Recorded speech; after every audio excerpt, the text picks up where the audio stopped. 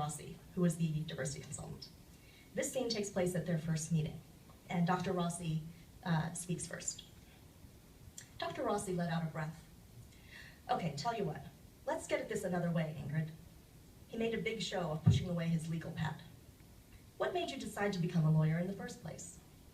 I pretended to consider this when actually I knew exactly when the idea had been planted in my head.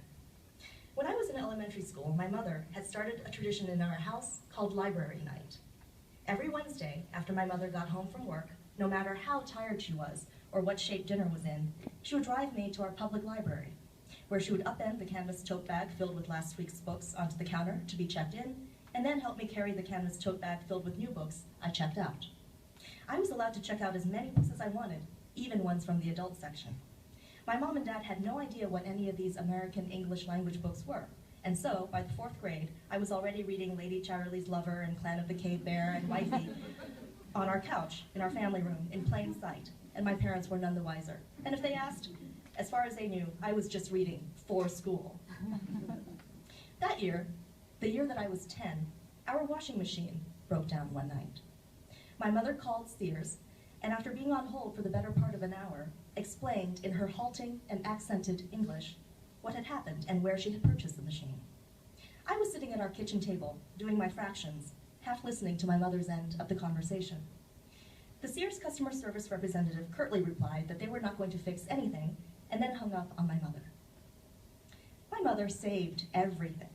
She found the original sales receipt for the washing machine and asked me to read the warranty on the back.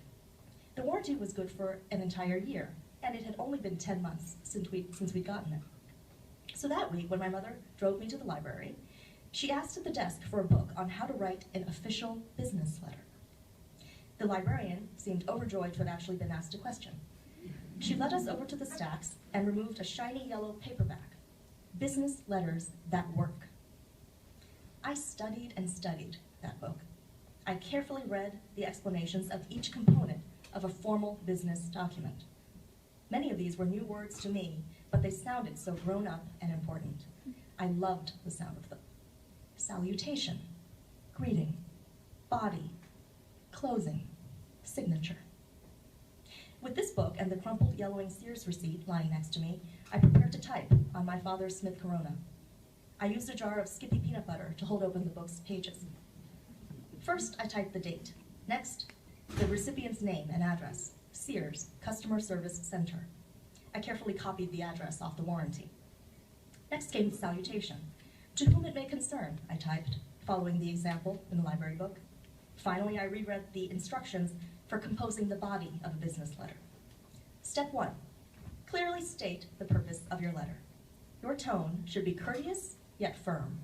Step 2, give the supporting information that the recipient will need to evaluate your request. Step 3, restate your request, and then thank the recipient for his or her time and consideration. So carefully, I typed, the purpose of this letter is to inform you that my washing machine from your store is broken and to ask you to please fix it for free. The machine was purchased at your store in Rockville, Maryland on December 4th, and the warranty stapled to my receipt says that repairs and service are guaranteed until 1 year from date of purchase. The year is not up yet. I still have the receipt because I save everything. I will now restate my request. Please send someone to fix my washing machine because the year is not up yet. Thank you for your time and consideration. Fondly yours, your friend, Mrs. Eleanor Yanmei Young. My mother read it, smiled at me, and pronounced it perfect. She signed her name at the bottom in her careful script and mailed it. And 3.5 weeks later, a man in the Sears van pulled into our driveway and repaired the washing machine at no charge. My parents had never been prouder of me. Beaming, my mother hugged me and said I was her very smart girl, and that I should grow up and become a lawyer. And that way, my mother and father would always be sure that no one could push me or them around just because we looked or talked differently than anyone else. Nobody bosses my Ingrid around, my mother had said in Mandarin Chinese. I thought about that quite a lot, even now, perhaps especially now. I looked across the desk at Dr. Rossi. He was looking carefully at me. He leaned way back in his chair, placed his right foot on his left knee, and crossed his arms. "Ingrid," he said. I blinked up at him. "I can't help you if you won't help me," he said. "Well, I hope you won't take this the wrong way, Dr. Rossi, but I don't remember asking anyone for any career help." He leaned forward again in his chair. "Look," he said in a lowered voice, "this may surprise you, but I completely appreciate the position you're in. I realize you're up for partner in a few short weeks, and I've heard the rumors that your chances are thought to be very, very good." I perked up a little. "Where have you heard this?" Dr. Rossi gave me a sidelong look. "You forget that I've been having lunch with various groups of senior partners here all week, and people talk." This was good. This was very good. "So you see," Dr. Rossi continued, "I certainly appreciate why you might have very little incentive to speak candidly with me about diversity and inclusion here. I mean, so what if the system's broken? It's worked all right for you, is that it?" I didn't nod, but I didn't correct him either. "Now, you've obviously been very successful in your career here, Ingrid, and I think that's terrific. But could I invite you to speculate on why there's only one of you who has made it this far? That is to say, why there aren't more women of color up for partnership?" While I tried to think of a diplomatic response, Dr. Rossi held up an Excel sheet. "For example, I see that in your entering class alone, there was another Asian American woman, yet she quit within the first year. And I'm wondering if you could speculate about why she might have left. Why do you feel we were unable to retain her?" I remembered this woman, Zong Lu, very clearly. For the first few months after our new employee orientation, a lot of partners and secretaries had had trouble telling us apart, even though we looked nothing alike. Zong wore her hair short with bangs, while mine was long and layered. She also stood a head taller than me, but a year later, we still got each other's interoffice mail. Zong Lu, unlike me, was from Beijing and had come to the States at the age of 18 to attend MIT. She had aced the bar exam and every other standardized test known to man. She was brilliant, but it was sometimes hard to tell because she spoke English that was technically correct, but strongly accented. Her blunt-cut hair sometimes looked like it needed shampooing, and she wore shapeless, ill-fitting suits that obscured what was really quite a decent figure. Zong was also extremely shy and almost never joined in when a group of us went out to grab lunch or drinks after work. And on the rare occasions she did accept our invitation to come out, Zong would hover silently on the outer fringes of our group, nursing one single 7-Up, while the rest of us tossed back martinis and traded dirty jokes and office gossip. And whenever she did speak, her voice was so soft and so low that it barely rose above a whisper.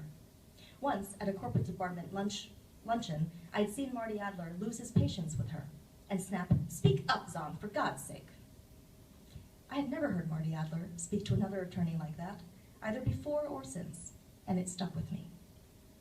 Another time, Harold Rubenstein had actually praised Zong for an excellent research memo she had prepared on the new securities disclosure regs. "This was extremely well done, Zong," he told her, in front of all of us. "Great job." But Zong had blushed and stammered something in protest about how it had really been a team effort and that truly 2 summer associates had done most of the work. She just wasn't getting it.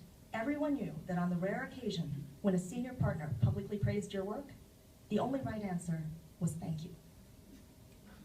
About a year after we started, Zong Lu ventured to my office late one night. She knocked tentatively on my door, and I looked up, startled, from the stack of corporate minutes I'd been reviewing. Apropos of nothing, Zong Lu asked me if I knew how to speak Mandarin Chinese. "No," I lied.